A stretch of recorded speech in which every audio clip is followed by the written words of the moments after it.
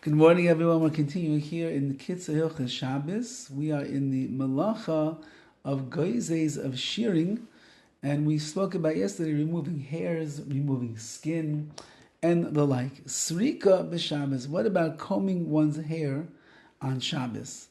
Asru Chazal lisok b'Shabbos b'masrek. Chazal said you're not allowed to comb your hair with a comb on Shabbos. Sheshchicha harbe talishas eze. It's very well known that when you comb your hair and it goes through the hairs, it very often pulls hairs out of your head. And this is what's called a psik ratio, which means it's a guarantee that such a thing is going to happen. So how can I comb my hair hoping that I'm not going to pull out any hair when I know that 90% of the time, whenever I comb my hair, it pulls out hair? And therefore, you're not allowed to do such a thing.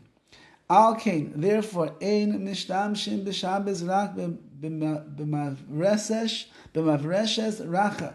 You can only use a soft brush.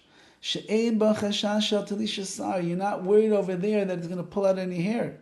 V'noigim nishtamish rak b'achas b'yuchedes l'Shabbos b'bad. And the truth is, he says, really you should buy one of these special Shabbos brushes that is designed. They are designed in such a way that there's no way that they're ever going to pull out 1 ounce of hair from your head when you are brushing. They have all of these kosher toothbrushes, kosher brushes, and the like. And says the KITZUR, you should try to procure one of those for yourself. Then you have nothing to worry about. We also, a woman is accustomed, or a man, I guess, also. They don't make a shvil, they don't make some kind of a line down the middle of their head with al yidei kli through some kind of a vessel like a comb or the like. But if they want to just separate their hair with their hands, they'd be allowed to do such a thing. What about combing a sheitel? Can you comb a sheitel? We understand that when the hair is connected to the body, there's an issue over there of removing it. So therefore, if I rip out one of the hairs on my head or on my beard or elsewhere in my body, that's a problem of goizes, that's of shearing. What about a sheitel? A sheitel is a wig. It's no longer connected to any skin. Are you allowed to comb your sheitel on Shabbos? Says the KITZUR nochen lehachmir. It is appropriate to be machmir, to be strict. Kemoi saraguf, just like you would with hair that's from the body. Nevertheless, if there are people that are makel that are lenient in this area, we're not going to make a big deal and fight them about it. You have what to rely upon. Since that shearing really is when you're removing hair that is attached to the body, and a sheitel is hair itself that was already detached from the woman's head, therefore there really is no issue in this case. We're just being machmir, we're being strict over here because it resembles the combing of hair. However, in a pressing situation, there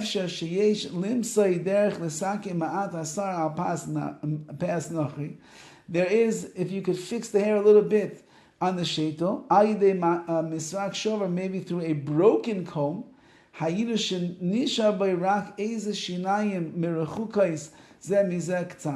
for example, your comb is, some of the teeth are broken and some are still intact, and there's space between them. That would be a better way to go about combing the sheitel. Let's say your sheitel got ruined. You have a kiddush tomorrow in shul.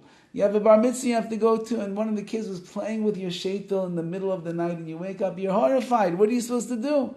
He says, use a broken comb if you could to comb that sheitel. But tonight they kvar misurekes heitev mibojam. That's as long as it was combed very well before Shabbos began. So as long as you combed before Shabbos and then the unthinkable happened, the kids ended up playing with your sheitel and they ruined it, then you would be able to comb with this broken comb. Or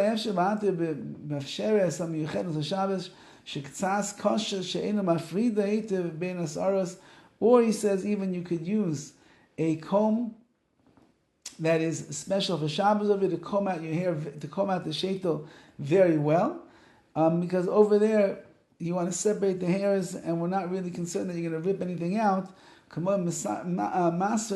that would be comparable to a broken comb, and you'd be allowed to use such a thing.